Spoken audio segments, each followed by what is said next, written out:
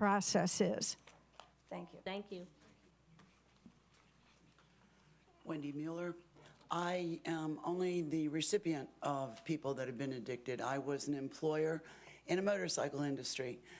We draw a lot of unique characters. I am very proud to say that just like the woman that just spoke, one of my employees is now 5 years sober, except he was in and out over and over again in the same town at the same rehab centers until his uncle found a place in Florida. A very expensive place in Florida, but a place in Florida. He went in, 30 days, he was intelligent, he was brilliant, he was a liar. He got let out. Over and over again, he destroyed himself, he destroyed his town, he destroyed his apartment complex that he went to, but he could hold the job for just a little while because he was a very good liar. His buddy, sorry. Freudian. Brother-in-law. But it was law day. It's law day, yeah. Whoops, I swear. My point is that this buddy system, this whole idea, and the statistics that we have heard simply does not convince me. I was in business for a very long time. My first 9 years were always exciting. I was innovative.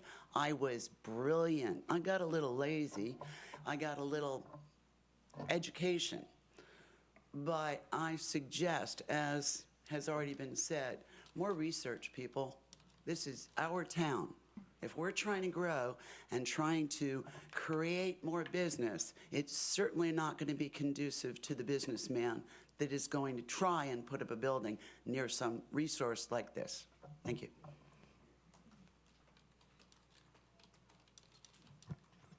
My name is Glenn Weaver, resident of Punta Gorda. And you have been sworn.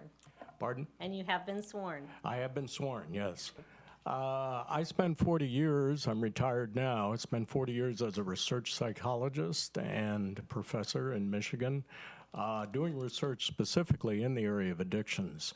And the tone of this presentation doesn't inspire confidence, so I guess I'm simply reinforcing from a professional background what we've already heard. There are significant differences between treatment approaches to successful outcomes, and those that are valid approaches have been empirically researched. There are studies that can be quoted. I heard no emphasis on citations of empirical outcomes from this gentleman today. The approaches that seem to have proven themselves as valid ones are combinations of motivational interviewing, cognitive therapy, and 12-step AA based approaches.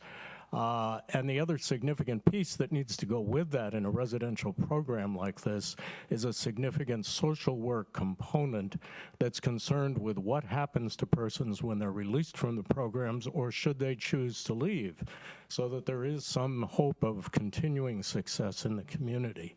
So it seems to me this is a very sketchy presentation that we've heard, and probably good reason to be very suspicious about approving a program like this.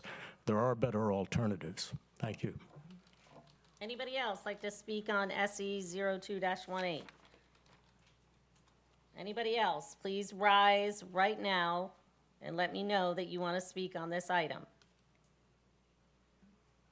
Okay, he wants to rebut. Do we need to close the public hearing? No, this would be part of the public Okay, hearing. all right. Go ahead.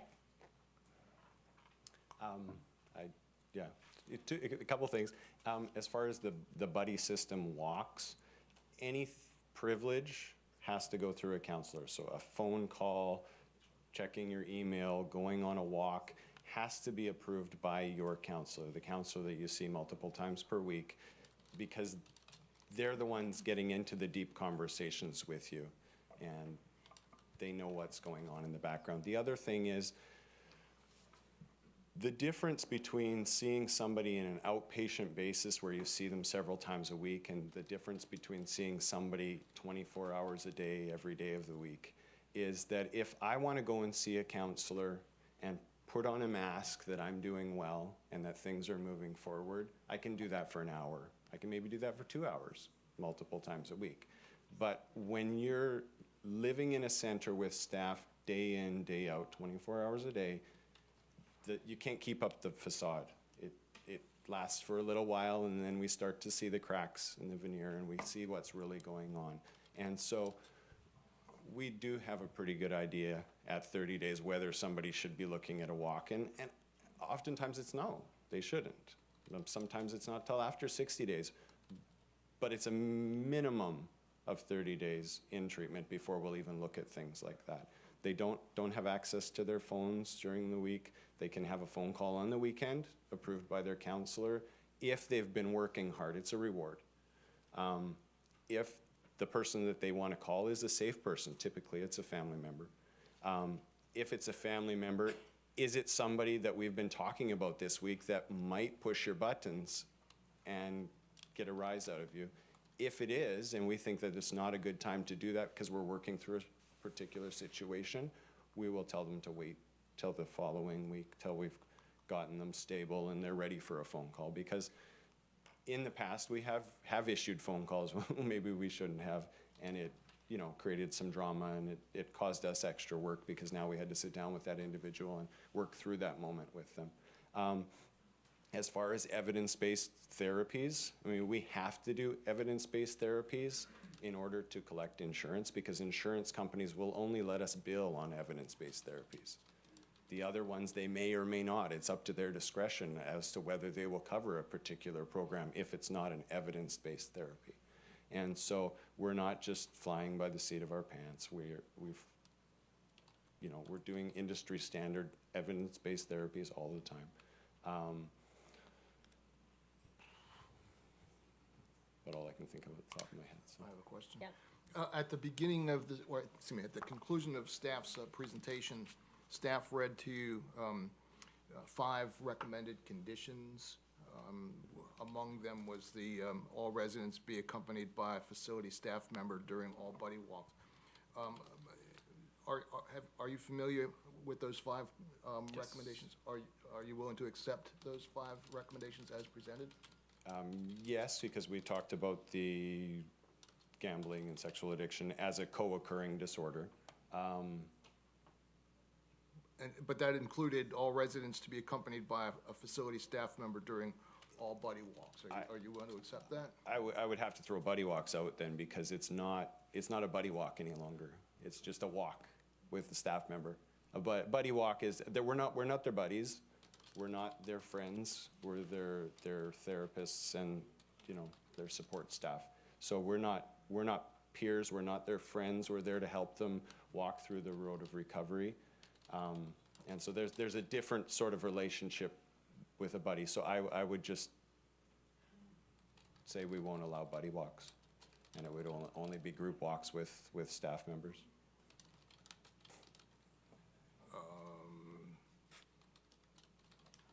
So we would 'Cause need to change that. We would need to change that restriction to read, all residents to be accompanied by a staff member at all times when outside the facility.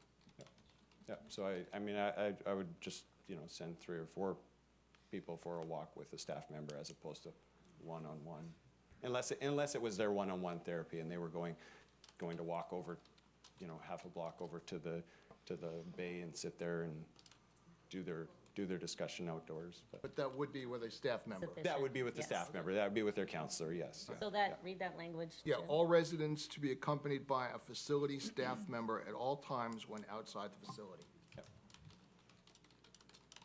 Question. Yes, Lynn? Just out of curiosity, what is going to be your employee-to-patient ratio? It's going to depend, because we offer different levels of one-on-one counseling options, anywhere from 2 one-on-ones a week to 12 one-on-ones a week. So depending on the number of clients that have selected the higher level, I'm going to obviously need to bring in more than I would if everybody was at 2 one-on-ones, because at 2 one-on-ones, 2 counselors, 2-3 counselors can handle the one-on-one sessions, whereas the technicians can handle the group sessions and that sort of thing. It would be about 3 to 1. 3 clients employees to 1 to each employee. patient? And are you planning on being at this facility full-time? At home, I'm not, and we've set it up intentionally that way so that we can make sure everything's running smoothly in the background. When we do show up on site, we're constantly bombarded one direction and the other direction, and so we don't get a whole lot accomplished if we actually show up on site, but we hire professional, competent staff, and, we're very picky when we do select our staff. Thank you. I would just like to say that I met with the applicants prior to this hearing, and I they did as did well. explain to me that they did talk to Charlotte Behavioral and to the Bayfront Punta Gorda centers and have coordinated with them on their areas of treatment as well. So what you had asked before, yeah, they conveyed that to me. They also gave me the information on their other treatment center that they currently have. I did that as well. So did I. I met with them as well. I have another question. Where do you anticipate that the population of your patients will come from? I mean, there's definitely enough demand in the city of Punta Gorda, not necessarily with street drugs particularly, but with alcohol and prescription drugs. I mean, the opiate epidemic that we're currently struggling with is not all heroin. It's not all street drugs. There are plenty of people that are hooked on prescription drugs from their doctor and are having a hard time getting off of it. I mean, they wake up in the morning and they're in the same cycle as far as having to take drugs just to feel like they can get through their day. Now, there is a definition between physical dependence and full-blown addiction, but every one of us could go to a treatment center and come out with useful outcomes at the end of it and live a healthier, better life, right? I mean, our ultimate goal is not that our clients would be clean and sober, but clean and sober, happy and healthy, and living whole lives, not just getting by with 5 or 10 years of sobriety because they're white knuckling it all the time and they're able to not have a drink or a drug. Because that's not, their families are not active, happy, healthy parts in their life if you're still on the edge and, doing it in sheer grit and willpower.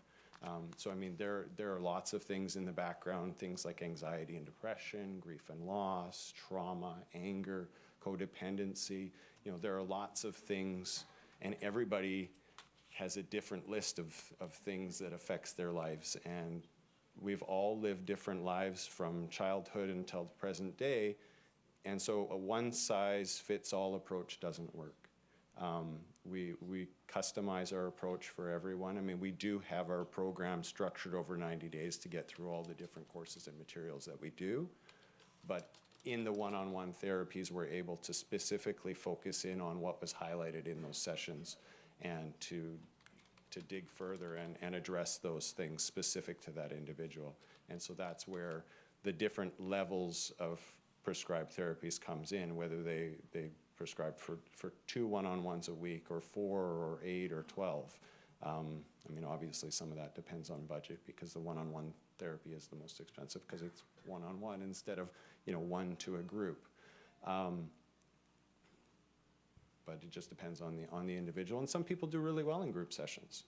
If you're an outgoing person and you enjoy being in a group, you can get lots out of it. But if you're a very quiet, reserved person and want to sit in the back corner, you can go through and not necessarily get as much out of it, whereas you do better in a group, in a one-on-one situation. And so if that's something that you're able to take advantage of, you're going to get more out of that situation. So this is the first step in, and then you would have to get the licensing and We go through have the to, state. yeah, we need to get the letter from the city saying that we are in the appropriate zoning to allow for this, so then Department of Children and Family would then start the licensure process, and then that takes as long as it takes. I have no idea how long that takes. Any other questions? Yes, sir. You mentioned a typical 90-day patient has 30 days of insurance. What happens on 31st day? So, insurance companies, how do I put this nicely? I mean, they're trying to make some money, and so, as am I, as is everyone. Unfortunately, everything in our world does cost money to do. I mean, there are lots of things that we start off doing on a volunteer basis, but once it takes up too much of our time, there is a time where we have to say, okay, I need to get compensated for this in order to feed my family. and all Let me these things. rephrase the question. Sorry, I got distracted by something. If you typically need 90 days or more, and somebody who has 30 days of insurance, will you accept them as a patient Yes. for 30 days? Yes, we would. So what would happen at the end of 30 days is most insurance companies, they start you off at the highest level of care, but only for a certain period of time, whether that's 2, 3, 4 weeks. And then at that time, they will step you down to another level of care. And so that's why in my application, it talks about doing intensive inpatient, it talks about doing day for night, it talks about doing outpatient, and that's so that we can stay with the individual working with them as their insurance dictates that they have to step down to a lower level of care, that we can continue working through the process with them. What we used to be able to do in the industry was you could provide this level of care and the insurance company would just keep reducing their fee as you were supposed to step them down.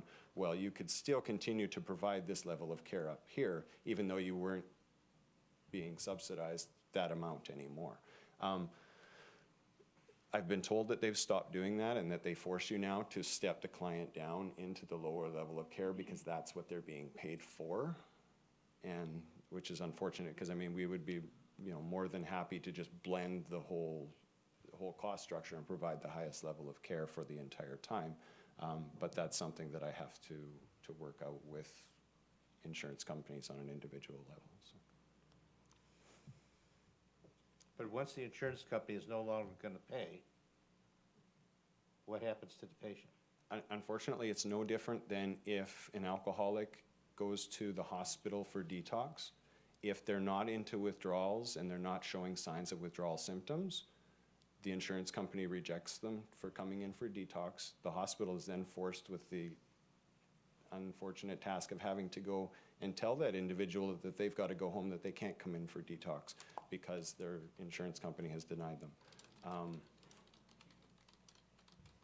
There are other options that we can help refer them to that are, either have some government funding or maybe church funding somewhere where we can get them into something as a second stage if for some reason their insurance companies just come to the end of the road and they're not doing anymore.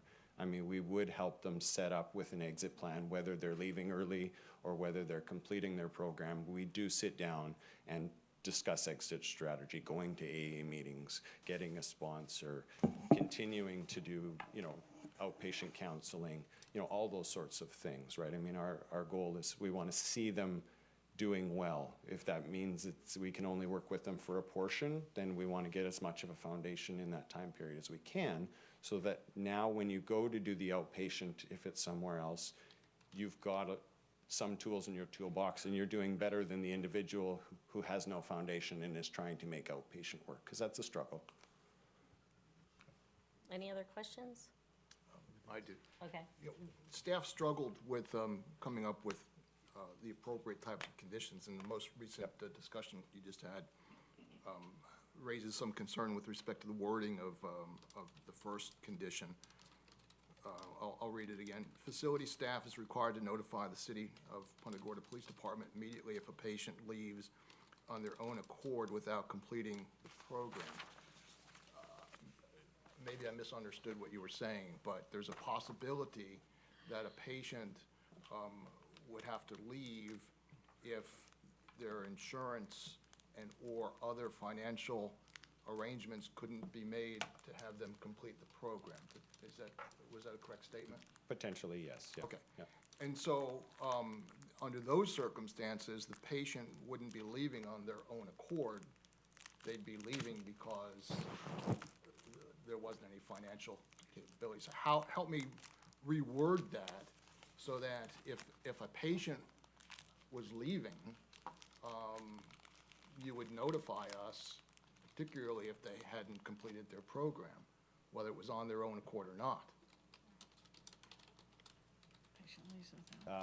Can I simply say that you'll notify the city immediately if a patient leaves the program?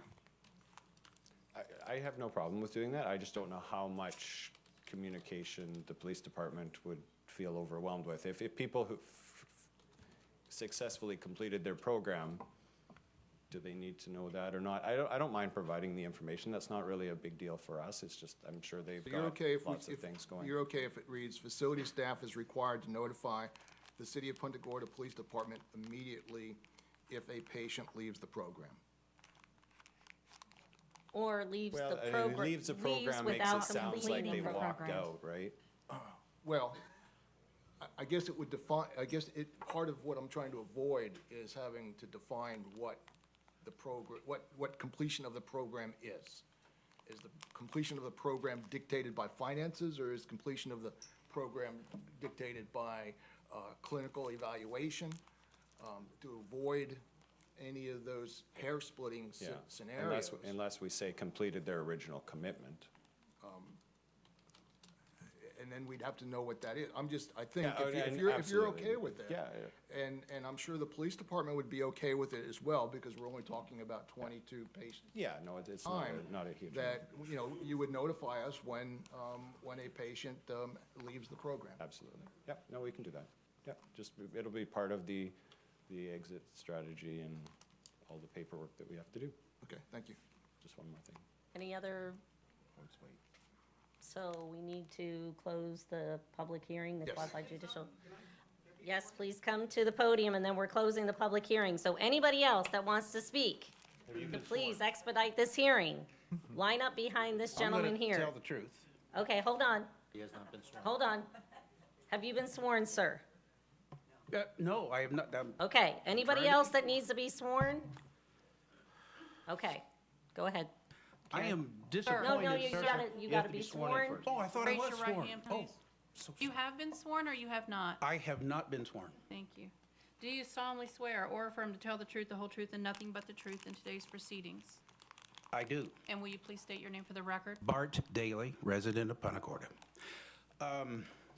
I've listened to Mr. Dockrell here, and I'm not impressed with this business. He was asked early on about his numbers. He talked about moving forward and slips a lot. And he finally said industry standards 10%, said his was above that. Now, it's 22 beds, is that right? Sir, could you address your Yes, you comments gotta, to city council? yeah, you gotta address Oh, the city council. Okay. He said 22 beds, but if they're only 15% success rate, that's 250 a year, maybe 300, over 250 a year in the community. 85% of them are let loose in the community, right? So it's not 22 we're talking about. These are big numbers. My main point is you ask him for numbers. The only number he gave you was an industry standard. He didn't give you any of his numbers, his company numbers. And I just don't think that's right. I don't think that's very professional. This is a big deal. Numbers are important. That's why you asked the question, right? So the only thing he gave you was 10%. He didn't mention what their numbers were. And I just think that's a little too disingenuous for something that's this big a deal in this community. Thank you. Thank you. Anybody else? I've been sworn. What if he already had a turn at the podium? 3 minutes. I'd like to hear his testimony. He was a professional in the field. You have another 3 minutes, and then we're closing the public hearing. So if there's anybody else out there that wants to speak, that's it. After this lady, we are not taking any more speakers. And this, I am giving you a courtesy here. You understand this? State your name again, and I then hope you have it's been sworn. worthwhile. Go ahead. My name is Glenn Weaver, resident of Punta Gorda. So I've already told you what my career was. I worked in this field. I've heard presentations like this many times, not necessarily regarding zoning ordinances, but regarding approval of programs. And this is one of the sloppiest I've heard. This has been ill-defined. I've heard no reference at all to previous successes in this program other than a very loose, we're somewhere in 10%, which is abysmally low. And really no way that that's being measured. What are the outcomes on which you're judging that? I've heard very few presentations that actually go anywhere like this. You're probably also aware that programs, because addictions treatment can be quite lucrative, because the demand is so high, these programs come and go. They come and go, with very ill definition, and they don't work. And they often draw people in for therapies to an area and then just kind of dump them on a community when the program fails. So I think it would be a great mistake for something like this to be approved here today without that kind of evidence being brought forward and thought about very hard. The transition between a program and then life beyond the program is absolutely critical. There was no mention made of that at all. All that the gentleman referred to is we do have professional standards that we follow in professionals. He didn't mention what kind of professionals they were or what kind of programs were actually being employed. And so I would strongly encourage a no vote. Thank you. Thank you so much. Martha Beretta, I've been sworn, and thank you for allowing this man, who is a professional, to give a professional opinion about this matter.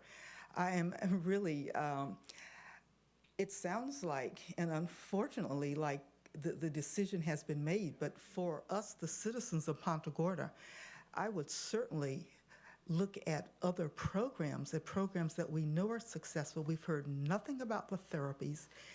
Nobody who has a program like this, he should be able to give us some outcomes. He should be able to give some statistics. I can't believe that the council will agree to something where you have no evidence.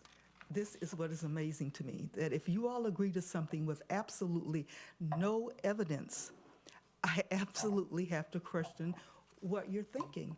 There has been no evidence presented. And it sounds like you're ready to go forth with this. So I certainly hope that for our residents, that we are not left with groups of people and one counselor, sex addicts, people looking for opiates, walking our streets, going to Gilchrist Park where our children are. I certainly hope that the council will not open our community to that. Please listen to people like Glenn, who are professionals, who know what they're talking about. Thank you. Thank you.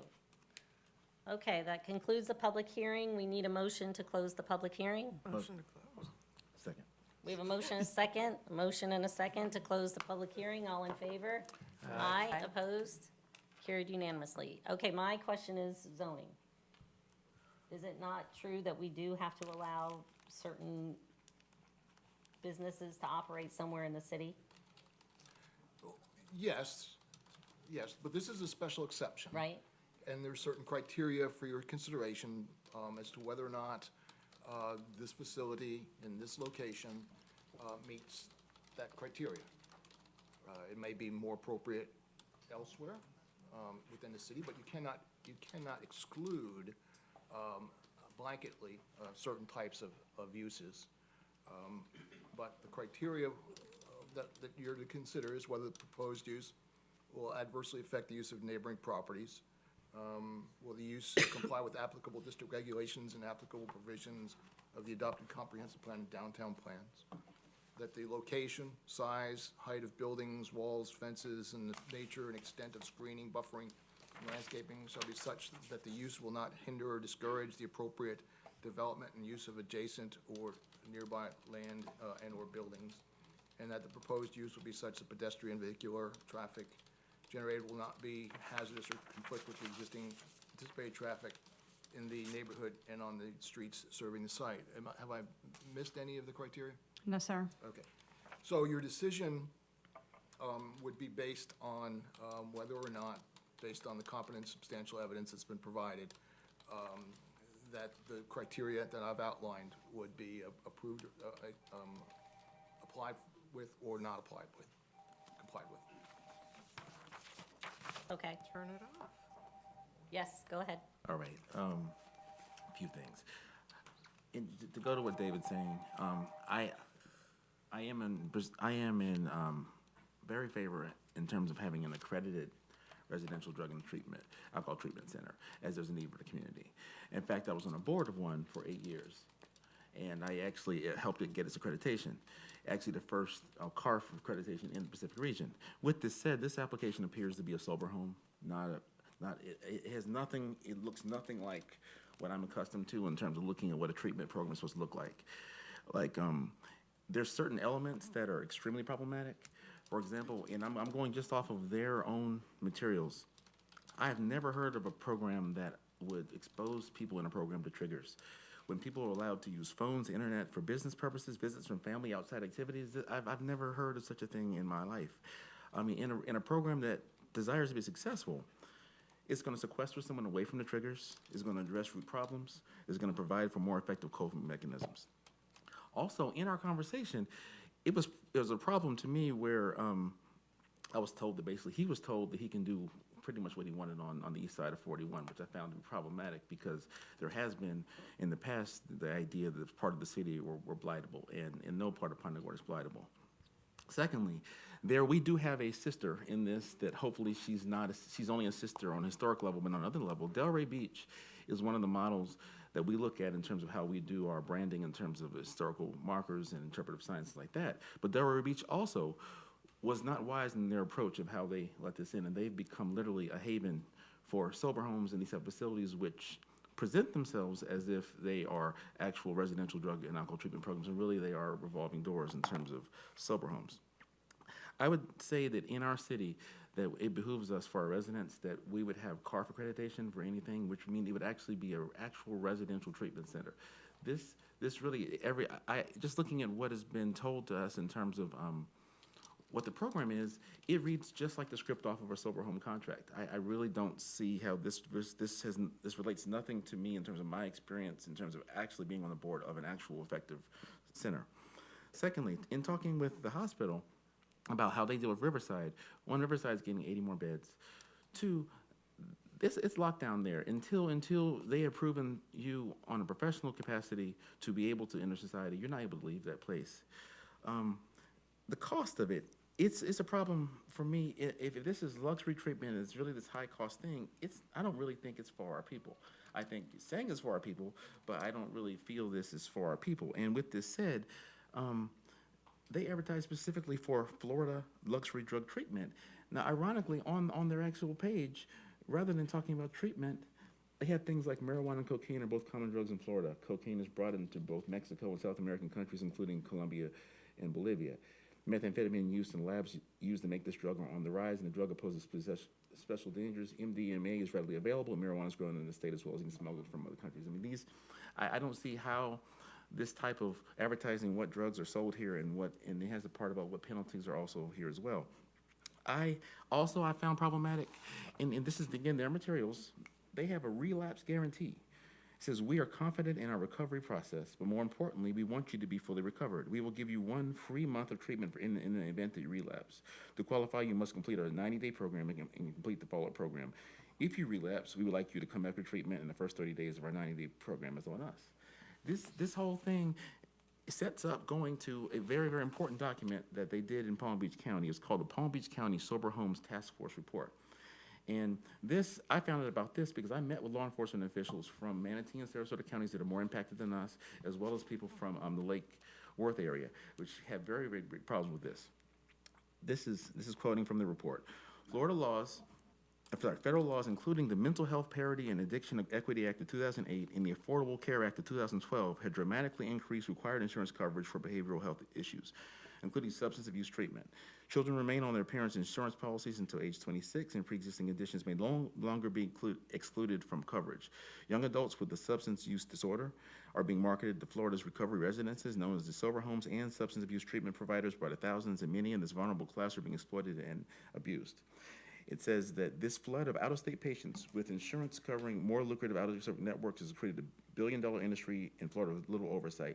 It says that Florida has become a medical vacation destination as desperate parents continue to send their adult children to Florida for treatment. In advertising about the fee schedule, it includes weekend activities such as walks, bikes, hikes, golfing, bowling. I think that this is not what it appears to be. And with this said, discussing this with the residents who are in the area, the homeowners in the area, no one was comfortable with this. It's just that finding, and I'll tell you, I totally believe in these programs, but I totally believe in these programs if they're done in a manner they're responsible. And I just don't feel that this scenario was one that we want. I mean, from my experience in being in this world, this looks nothing like any program that I would want to be anywhere near. This looks like a sober home. That's just my feelings, and I really move for disapproval. Is there any way to tie any kind of accreditation, which he mentioned, to the conditions? Well, certainly. I mean, they will be required to get a permit from the, license from the state. I don't But there are know. different accreditations. There's one for sober homes, like FAR, but CARF is the Commission for Accreditation of Residential Facilities. They're very different levels of care. So let me suggest this. I'm not familiar with the definition of sober homes. We are considering a special exception for a particular type of program only because our zoning code currently provides for this defined program as a permitted use in the medical overlay district. If in fact what is being proposed is something other than a detox and substance abuse facility, then our zoning code doesn't provide for that currently in the medical overlay district, and so it would not be appropriate to approve it as a special exception, because that's not the use that's being Let me rephrase offered. my conclusion on that note.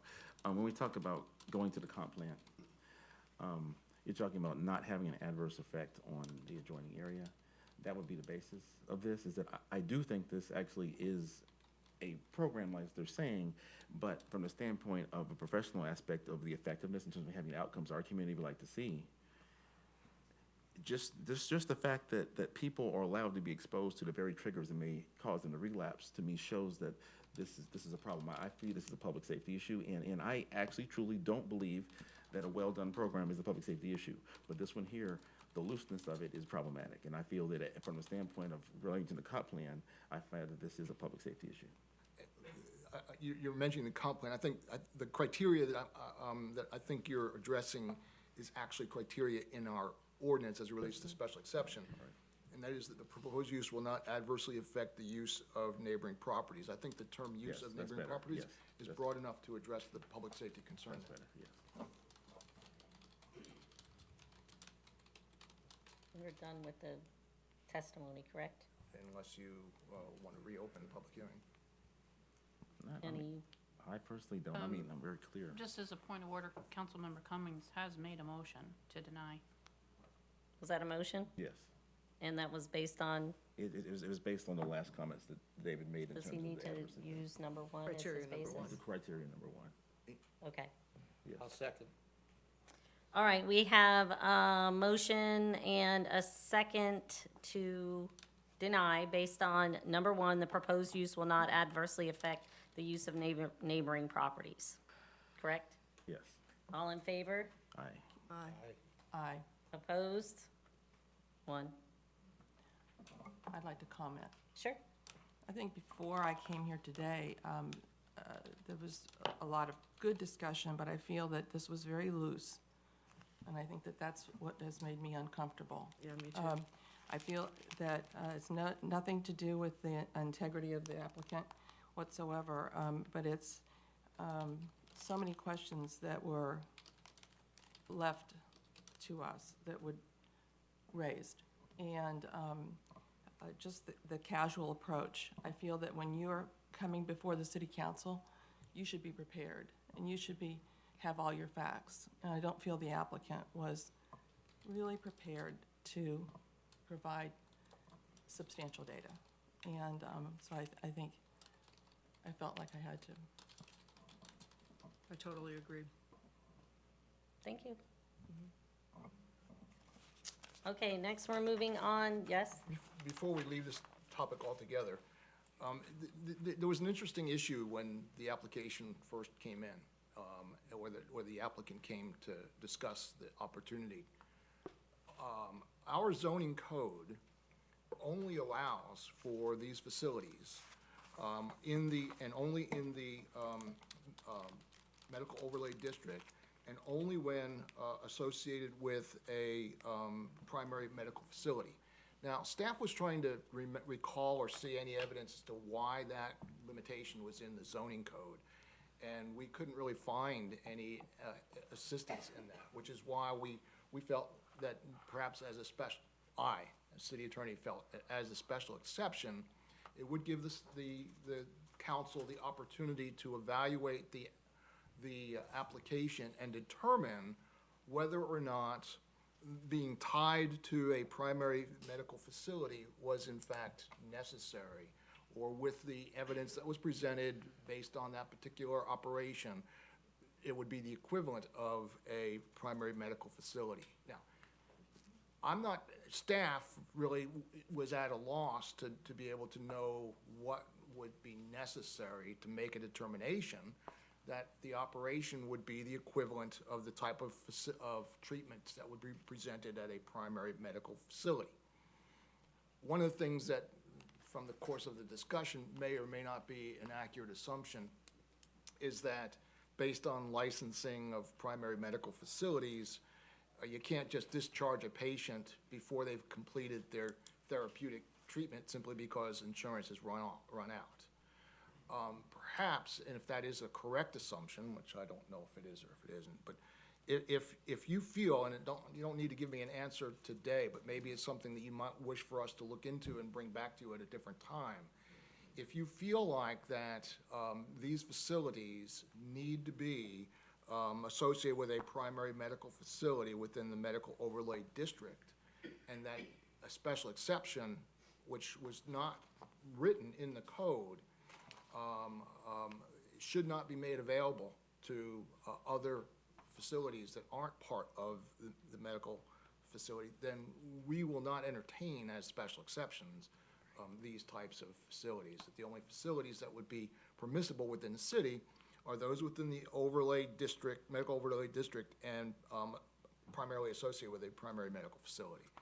So if you want, we can put that on the agenda for some other time. If you want to give us guidance today, that's fine too. But that's how it came about, that's before you today. And based on the discussion of the city council, I'm a little troubled that, you know, what we presented to you may not be consistent with what the code was intended to address.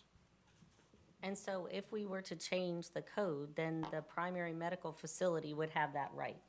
It would Well, not, if could reword it altogether. I'm saying there's really, Because there are plans out there for the hospital to expand. So, I guess what I'm saying is that if you think, based on the discussion, the code as written is the correct way to handle these types of facilities, that they would be within the medical overlay district, and that they be primarily associated with a primary medical facility, then we don't bring in, as a special exception, which is not currently provided for in the code, any facility which is not within that medical overlay district and which is not associated primarily with the primary medical facility. yes. See, I think more importantly than that, I think that if we were to entertain language about the kind of accreditation that we would like to see facilities have, because if, like example, in the same way the hospital is JCO accredited, if we said that in Punta Gorda that any facility like this would have to be CARF accredited, then it actually could be in even other places and it wouldn't have an adverse effect. But that's my primary issue is that it doesn't fall within the norms in terms of this type of treatment program. This falls more on the other side, which is on the sober home side, and that's just from my experience. Do you think that if this facility was associated with the primary medical facility, that they would have the appropriate accreditation? No. All right, so- CARF's its own, it's a drama. I went through like a year of pain helping our facility get it. So perhaps what we need to do is we need to provide in our code the minimum accreditation that would be Yes. necessary for these kinds of facilities. All right, then with that direction, we'll see what we can come up with. I have a question. Nancy? Does associate, as you have expressed it, David, if a program such as this establishes a relationship with, a formal relationship with a medical facility, then would that be applicable? well, first, they would have to be within the medical overlay district. Yes, but I'm just And saying then, and then establishing, it would depend upon, I think it would depend upon the nature of that relationship. Simply being endorsed by the primary medical facility would not be enough. The primary medical facility was in a contract with this agency and agreed to be, and took responsibility and obligation for overseeing its operations. That would come closer to what I think would be necessary. so some type of a contractual relationship. Yeah, and maybe that's something that we could also take a look at as part of the, of the requirements. Because clearly, there's a need. There's a clear need. Absolutely, Question. absolutely, There's a clear that's need. not a denial. Yeah. And maybe just with what you were saying with the accreditation, that's why I was asking if we could incorporate that language into one of the conditions. I can't even provide you with CARP information. I still have, I mean, we can work on this. I could take a lead on this. Right. We're We have the direction we need, thank you. HARF is already a requirement of the Department of Children and Family. You have to Okay. do that within the first year, you have to get your accreditation. All right, we're done with the hearing. Thank you. Okay, next, we're gonna take a break right now. 10:44, we're gonna come back at 11 o'clock.